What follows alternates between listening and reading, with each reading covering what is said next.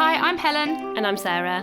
And this is the Squiggly Careers podcast, a weekly show where Sarah and I dive into the ins and outs, ups and downs and work, and give you some ideas for action and some tools to try out to give you a bit more confidence, clarity and control in your career. And today we're going to be tackling the topic of how to quieten your inner critic. And before we get started, if it's one of the first times you've listened to the podcast, you might not know all the other stuff we do to support you. So you can join us for Pod Plus, which is a weekly conversation where we dive a bit deeper into the topic. That's every Thursday morning for 30 minutes. You can download our pod sheets. That's a one-page summary where you've got the ideas for action that we share and some coach yourself questions. And you can also sign up for Pod Mail, which is basically where everything is in one easy form that comes to your inbox every week. You can get all the links to that stuff in the show notes for this episode. So what is your inner critic? Well, your inner critic is that negative self-talk that I think feels familiar for everyone. I'd love to hear from anyone who's like, I don't have this ever. My inner monologue is just always relentlessly positive. Imagine what that person might be like. I don't know. So this is something I think we are all used to. And you might hear that inner critic most days, maybe sometime during a week, or maybe it's more occasional. But I think it is something that we all recognise. As I was researching this, almost the more I thought about it, the more I could start to spot specific examples of where that inner critic was sort of what was shouting the loudest in my head. I had to think about it. You know, I know we're going to come on to what does ours sound like and when does it show up, but I couldn't just go, oh yeah, I hear it all the time. I was like, oh, I had to actually press pause and think, when does this happen and what does it sound like? So I wouldn't say mine talks to me all the time. No, mine doesn't. Mine is actually very scenario and situation specific. But I do think, having read quite a lot about this before this episode, for some people it might feel like it's with them most days. Perhaps if you particularly are your own worst critic, you know, if you identify like, oh yeah, I do tend to be really hard on myself, I think it might shout louder and show up more frequently. I suspect both you and I have a good dose of optimism, which often helps us, and are relatively confident. You know, not all the time and every day, because, you know, no one is, but I think we both have a good base level of confidence, which I think helps with that sort of turning down the volume in your inner critic.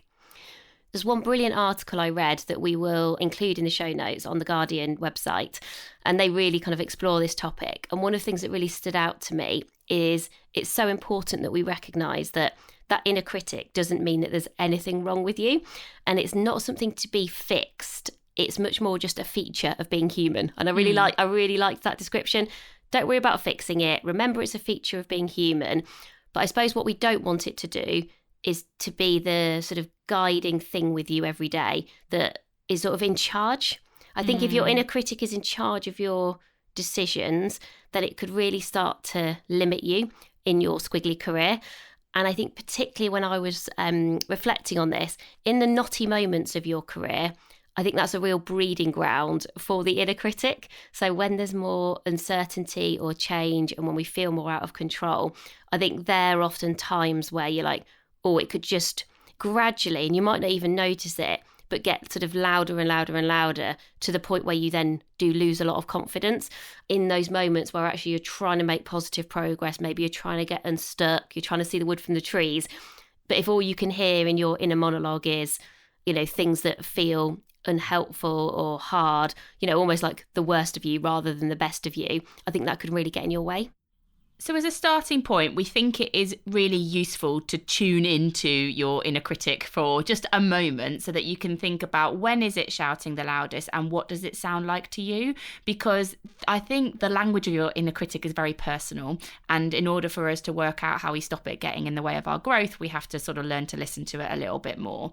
So, for example, if Sarah and I just share what ours sound like, I think this is quite vulnerable. When I was thinking about this, Sarah, I was like, well, this is quite exposing to do on the podcast, but, you know, for the benefit of you listeners, here you go. So I was like, okay, when does my inner critic show up and what does it say to me when it comes out? So I thought mine, when things are quite samey in my work. So if I've got a week that feels quite slow and quite samey, which I know on the surface actually isn't that, it is not always bad to have a week full of things that you've done before and a pace that feels quite manageable. But when that is the case, and this week is one of them actually, because we're recording this in the Easter holidays. So in theory, I've got time to think because it's not crazy busy. However, this is prime time for my inner critic to show up, because what it says to me is, Helen, you're not doing enough. Your work isn't big enough. It's not going to stand out. And it's something, my inner critic is something like, you're not being distinctive. You're not making the most of your time. You're kind of being lazy. It's something like that when the work is too samey, or it might feel a bit slower for me. So it's almost like my inner critic creates quite a lot of pressure that I just wish it didn't sometimes. And I'll sit here and I'll be like, oh, instead of just like taking a pause, produce something, you must produce something. And then the other time my inner critic comes up is annoyingly when things are going really well. So let's say, you know, one of our books has come out, or it's got a really good review, or an article for Harvard Business Review is going really well. Instead of going, my inner critic going, well done, you've done a great job, mine goes like, you can't take a break or you might break the business. Like, it's like, you can't, if you don't keep going, you're going to lose this moment. It's almost like I don't see that what I'm building is sustainable. The inner critic is kind of slightly more fear driven, that if I don't keep going and keep growing and keep doing more, then I might lose it all. And so mine creates quite a lot of pressure. It feels quite hard when those things happen.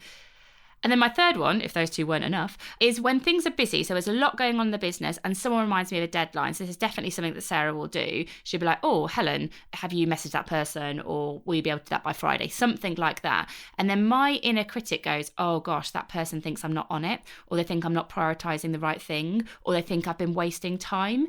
And I think my inner critic is kind of going, oh, Helen, you're being too distractful. You're losing focus. You're not being impactful. So yeah, my situations are when things are too samey, when things are going well, or when things are busy, which basically all the time. Yeah, so I was like, I did wonder whether you were going to get to that, because I was listening to you thinking, okay, so if things are really busy, it goes, but then actually if things slow down, it also comes out. Yeah. Which I think is why it is helpful to start to just spot those moments, because then, you know, you started to describe, oh, this is what it sounds like. And you're right, I went through this process last week when I was preparing for today's conversation, and there were a few where I was like, oh, I didn't feel embarrassed is not the right word, but I was like, oh, this is definitely quite a vulnerable thing to be talking to people about. And mine are quite different from yours as well, which I think hopefully is useful for listeners to hear the range of things. My inner critic is definitely loud when I've been ill or away from work for some reason. So it could be I suffer from migraine, so sometimes I have to like disappear for 48 hours because basically I'm in bed for 48 hours. Or even if I go on holiday, so that's like very different to not being very well. And things are then going well, let's say in Amazing If, in our company, I start to tell myself, I don't actually add any value. No one misses me when I'm not there. And you're like, oh, okay. So rather than thinking, oh, it's so great that we have built a business where it doesn't need me every day, I just think, why doesn't everybody need me? And we'll come on to the neediness that is so clear in that statement that you're all listening, just going, wow, she really needs people to need her. And I'm like, yes, I do hear that but it's definitely true. Like I definitely have that one.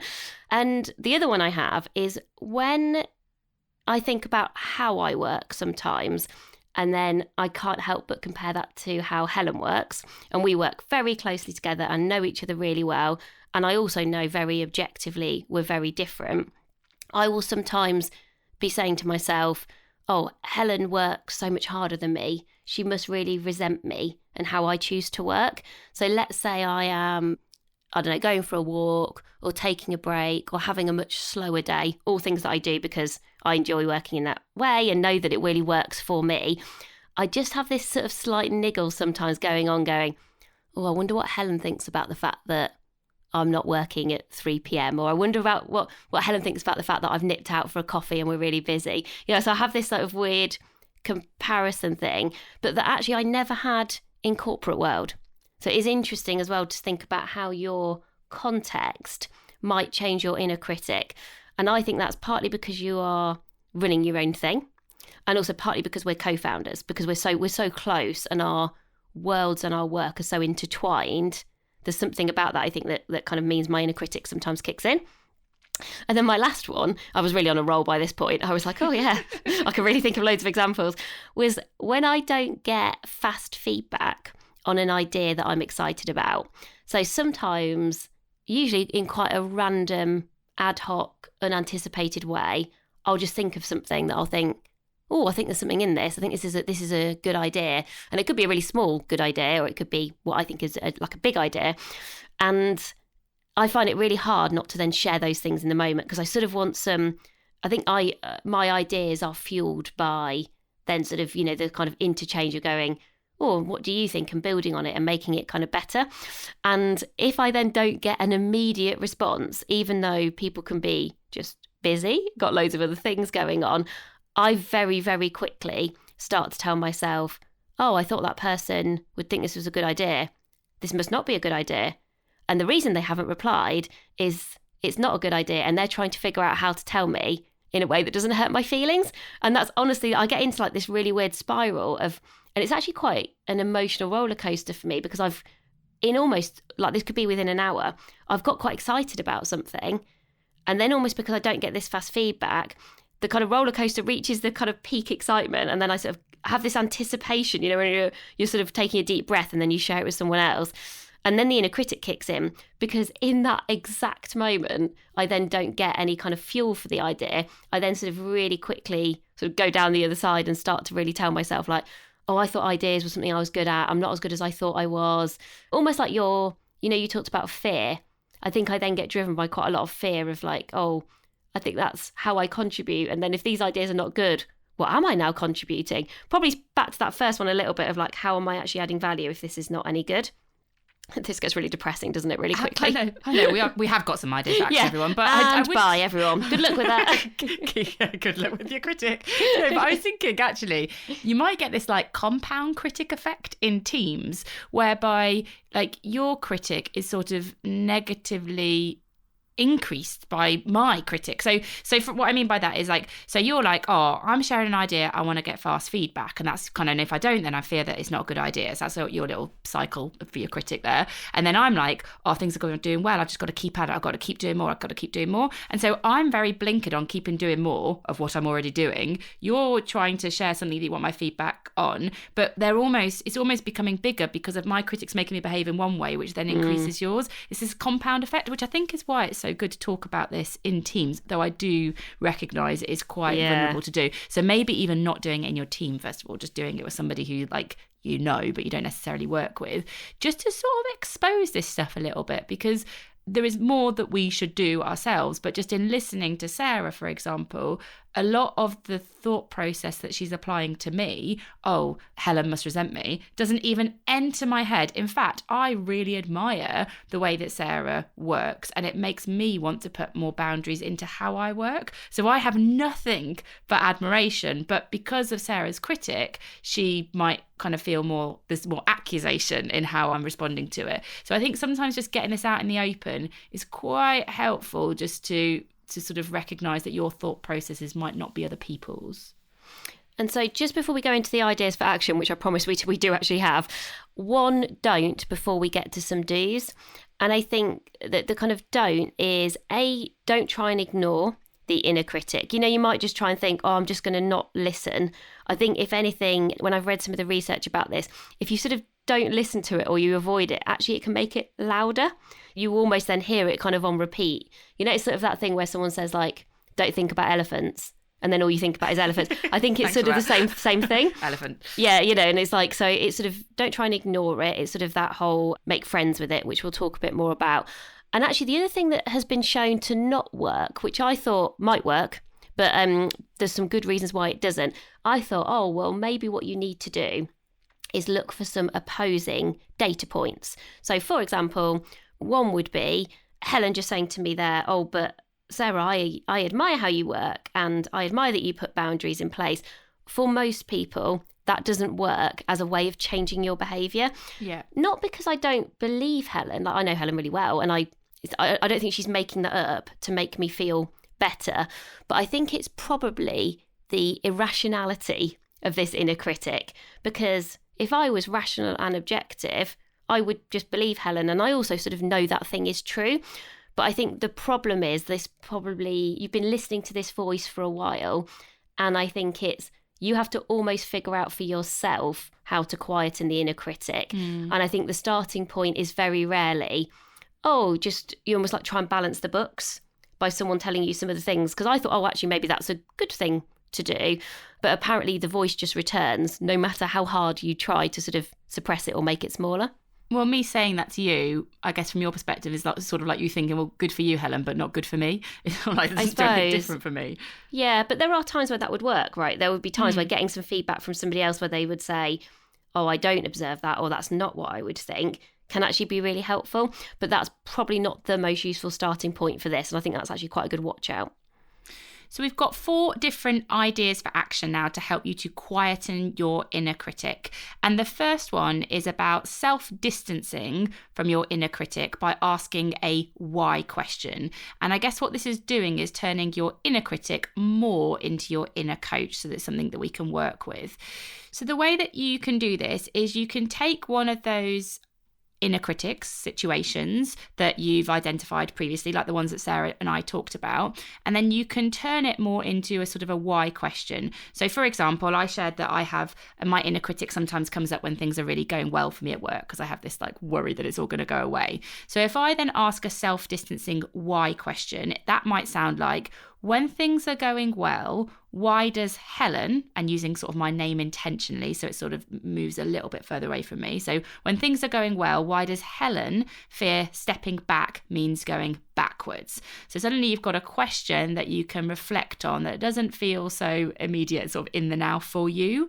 And so if I answered that question, the insight I get to is, because I've worked so hard to build the business and the life that I have, and ultimately I don't want to lose it. Where I am now is very different to where I started at in my career and in my life, and I'm sort of worried about going back to where I've been before. So then you go, oh, that's interesting. It's nothing really about the project or the book or whatever you're going on. It's about something bigger in terms of you and your life and how it's grown. Or as another one, it might be, when things are too samey, why does Helen worry that her work will be forgettable? And so then when I answer that, I kind of go, oh, it's because I associate growth with newness all the time. And that if I'm not sharing work that feels new and different, then in my mind, I'm not sort of delivering on my value for growth. So then you get into this sort of area of, right, well, how could you grow not always from newness? Is there different things you can do? So it just starts to take your brain to a slightly different place that can feel a little bit more objective, a little bit more reflective, and maybe not so emotionally overwhelming. What would it sound like for you, Sarah? Well, actually, I was just thinking, when you described your inner critic earlier, you actually already sometimes use self-distancing, maybe without realising. Ah, interesting. You talk about yourself in third person. You actually say... That's weird. Yeah, that's a coping mechanism. Yeah. But you do say Helen. You say your own name. And so I actually think one of the ways that, like as you were describing, like, oh, this felt quite vulnerable for me. I was like, oh, maybe one of the ways that helped you to feel confident talking about it today was to use your own name rather than saying, you don't say I very often when you talk about it. So I was like, oh, but that's good, because that's you sort of going, I'm going to create a bit of distance from this because I want to sort of do something about it.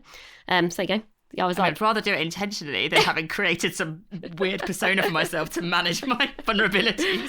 No, just take it as like you're automatically already doing the right things. Whereas I think I'm very much like I, and then on. So I actually found this really useful.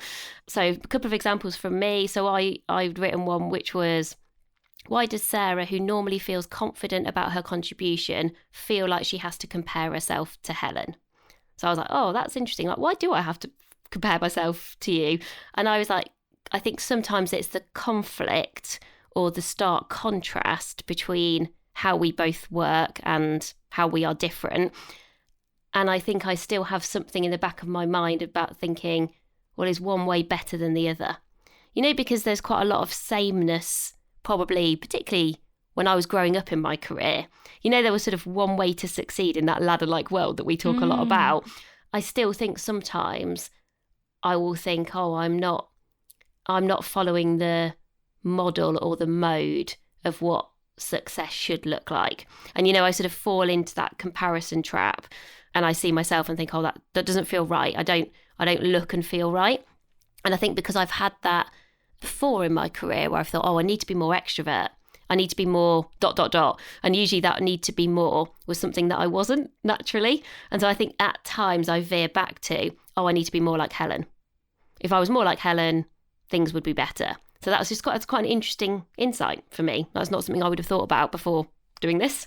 I mean, I feel like we've just been really smart because we've just like co-founded a business together. So we've basically created this one person that like has like, you know, the bits of both of us in it. Yeah, that's my kind of view. But I get why it doesn't always feel like that. Yeah. So maybe it's because I'm used to, or I've had examples before of almost where I felt like sort of my natural approach hasn't felt like it's been the right way. So, you know, I've sort of had to adapt too far before. So maybe I'm like, oh, maybe I need to do that again. Even though, again, logically, I don't want to do that. But I think that's just when the inner critic kicks in. And then I was thinking, oh, so when Sarah is ill or away on holiday, quite contrasting examples, but I think I get the same inner critic for both of those things. Why does that prompt Sarah to doubt her capability or contribution? So why does that sort of creep in? And actually for that one, I found that really helpful because I've realised that when I'm not actively using my skills and my strengths, I feel more disconnected and less useful.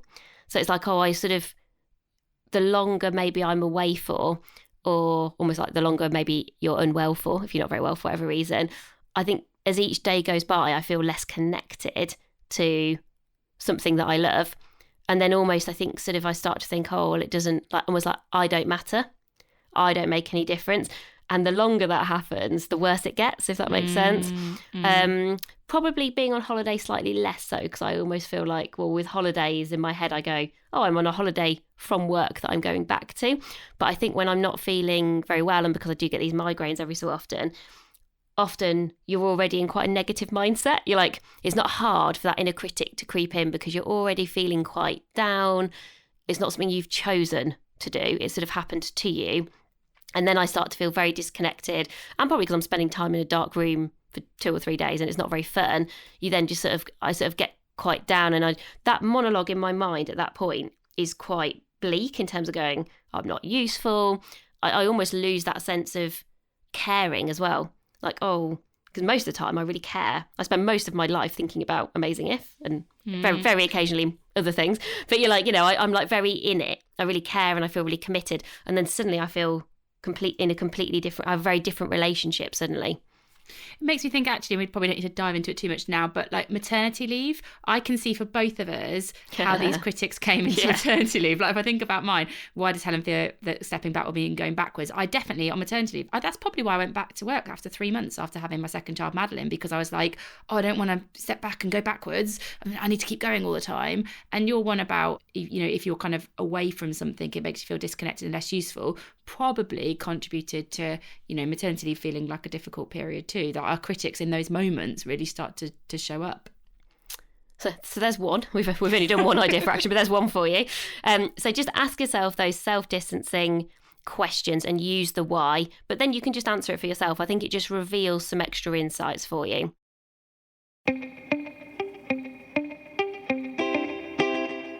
Idea for action 2 is about recognising that inner critic is just part of who you are, not all of who you are. And one technique you can use here, which I found really interesting, and actually it's quite fun. This is quite a fun one. Yeah, it's a bit lighter, isn't it? Yeah, it's something that isn't very fun. This is quite fun. You can almost start to label it and think about kind of all of the different parts of your personality. And so if you think, well, okay, I've got lots of different parts of me. If that inner critic is just part of me, and we interviewed a brilliant lady called Rita Clifton who talked about making friends with your fear, it's a bit like that, kind of going, well, I'm going to identify what part of my personality is sort of getting in my way or is sort of in charge when you've got this sort of inner critic. And so I was like, the more I thought about this last week, I was like, do you know what? Mine is just, I get needy. So my sister's got a dog that's a really needy dog, and we call it the little needy nugget, the little dog, when it's being like, you know, it's always needy, it always needs to be loved, it always needs to be picked up. It's very cute. And it's cute and it's sort of funny. And I was like, oh, do you know what? If I was sort of thinking about parts of my personality, I'd be like, oh, that's the needy nugget. Because I think that is it. I think in lots of different examples, particularly when I'm thinking about the inner critic that is most likely to get in my way in my career, it's the needy nugget. That's the one that I sort of feel like.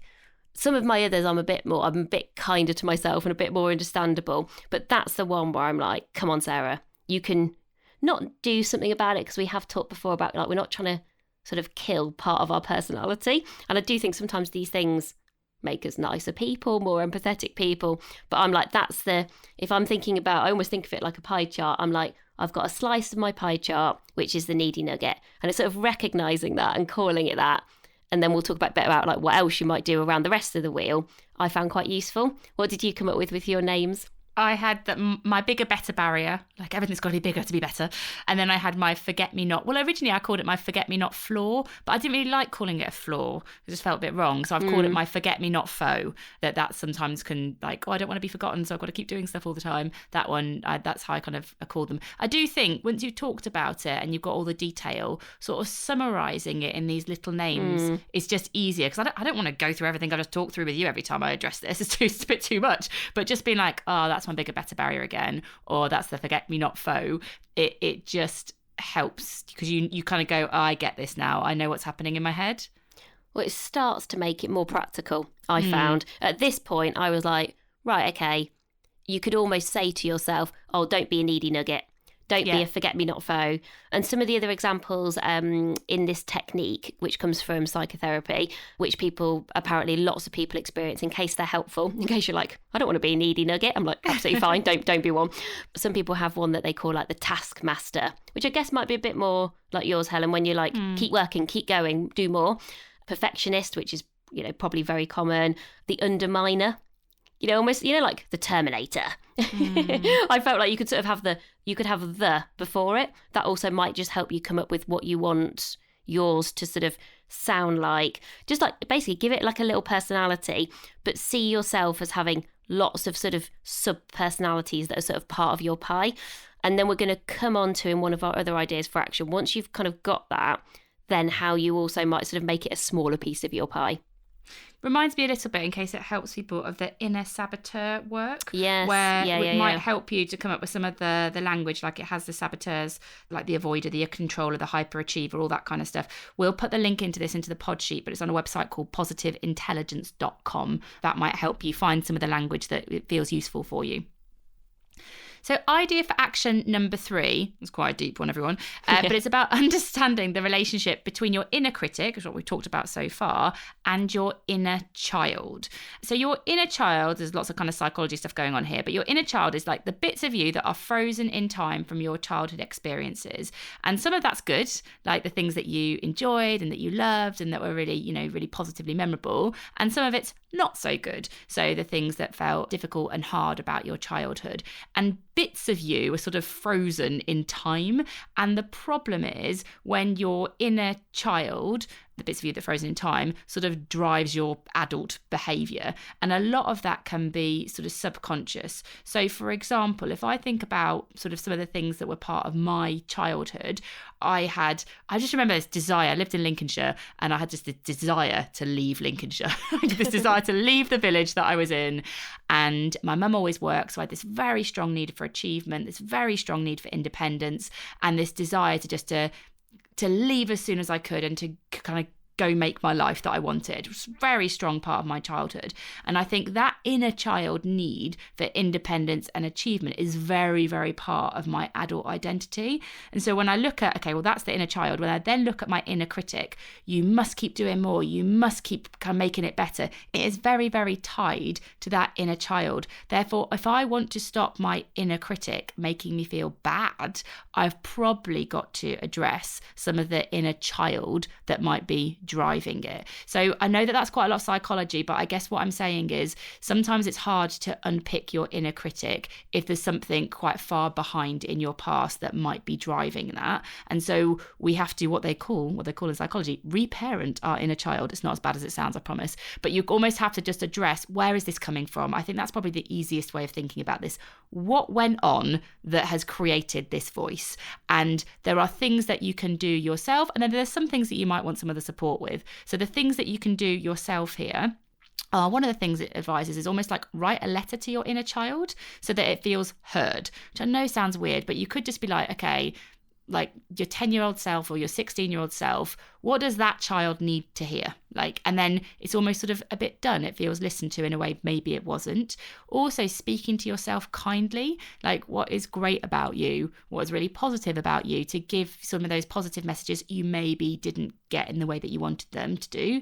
And it also talks about playing more rather than perform. If your inner critic is making you perform, you know, post more on social media, present more in meetings, talk more in your one-to-ones with your manager, like whatever your inner critic is like making you do that's quite performative, what can you do that just feels more playful? It's not for other people, it's just for you. It's something that you enjoy, you know, whatever that is for you. But reconnecting with the inner child in a positive way can mean that it doesn't create such negative attachments. The bit that you might want to consider is if you do see actually a really strong link here, if you start to sort of, you know, reflect on this inner child, inner critic, and you're like, whoa, the stuff that happened to me quite a long time ago is definitely what is sort of behind this voice that I keep hearing that's holding me back, then it might be useful for you to have some kind of therapy. And if that feels scary, it doesn't need to. There are some really good things like BetterHelp, which is a really affordable way. It's virtual. It's a way that you can literally have conversations about your inner child, and someone can help you to think it through if it feels kind of difficult for you to do on your own. And actually, the more you read about this, the more you realise, and actually lots of the research and psychologists are very clear about this, that no one intervention works for everyone. So this is, be very wary, I would say, of anything where you read the 5 steps to succeed by quietening your inner critic, because I think that this is not a, you know, like a blueprint process. I do think there are some things where we would talk about where you think, okay, well, actually, if you do X, Y, Z, it's probably quite smart, and that would work for most people. I think this is not in that territory. This is much more thinking, it's much more personal.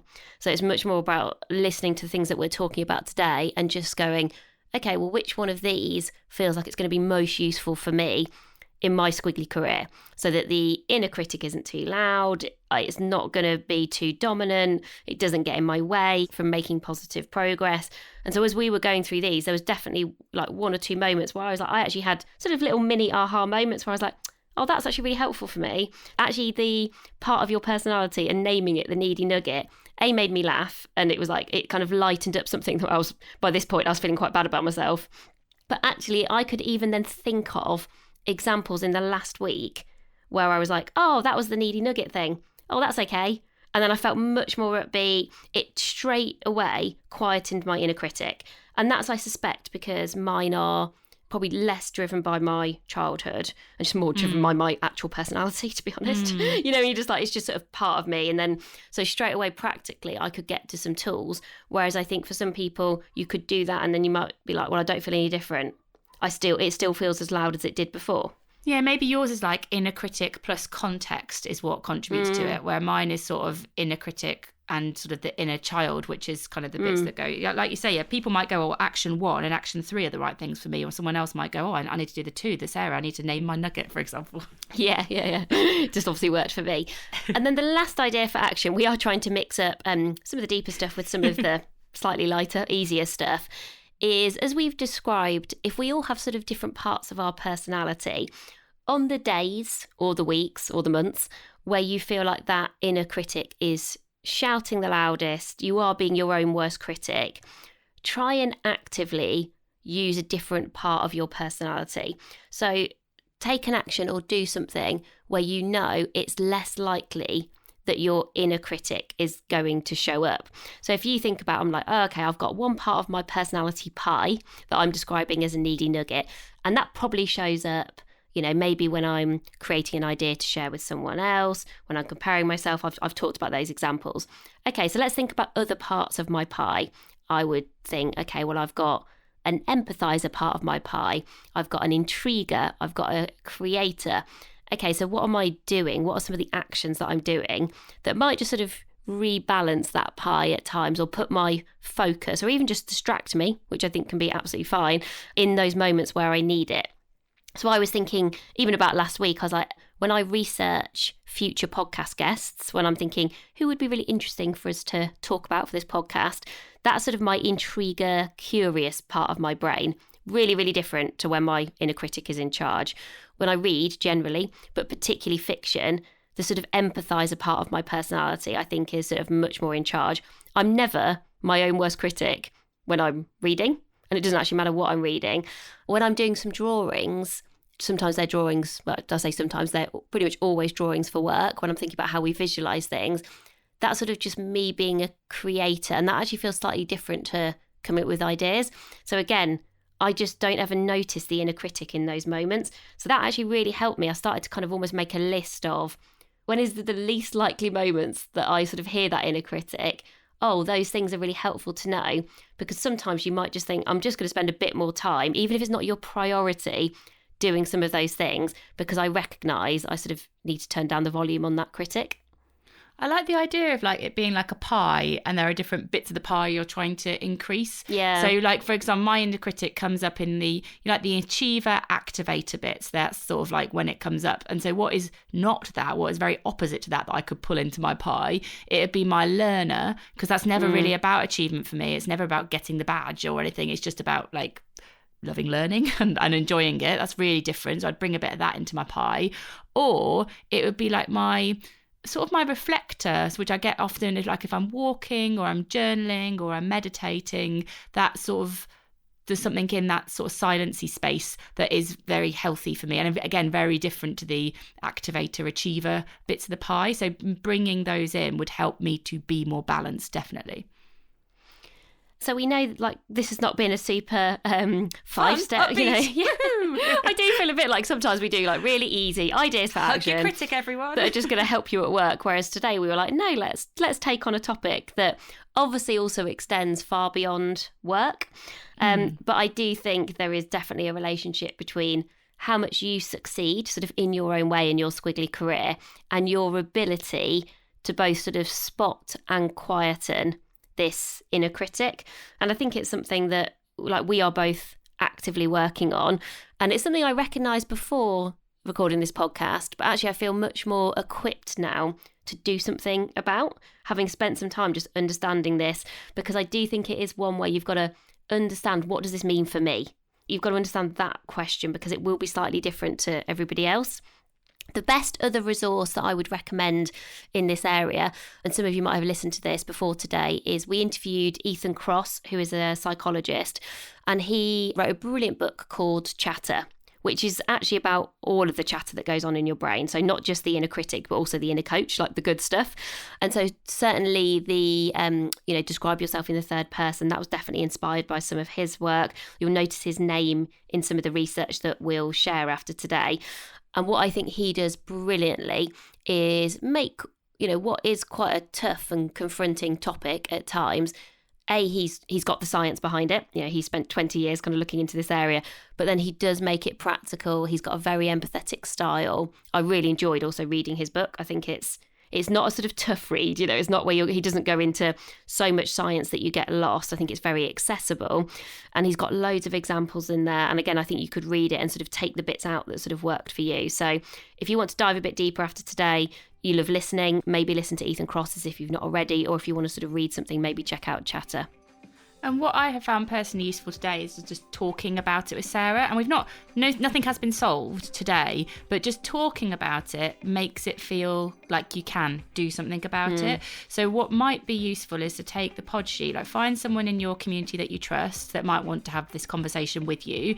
Take the pod sheet and just talk it through together. Be like, oh, would you try that out? What does yours sound like? What of these things could you do? Like, that person doesn't have to solve this for you. In fact, it's not, it's not for them to solve. It's just to sort of listen and support. But it might just get you that bit closer to doing something about it if you've got it out of your head and into a conversation with someone that you trust. So we hope this has been helpful. It's like probably a slightly slower change of tone compared to some of our other episodes, but it's always good to mix it up. If you've got any feedback, any questions, or you've got ideas for other topics, please get in touch with us. We always love to hear from you. We're Helen and Sarah at squigglycareers.com, or you can follow and connect with us on LinkedIn. But that's everything for this week. Thank you so much for listening. I'm back with you again soon. Bye for now. Bye, everyone.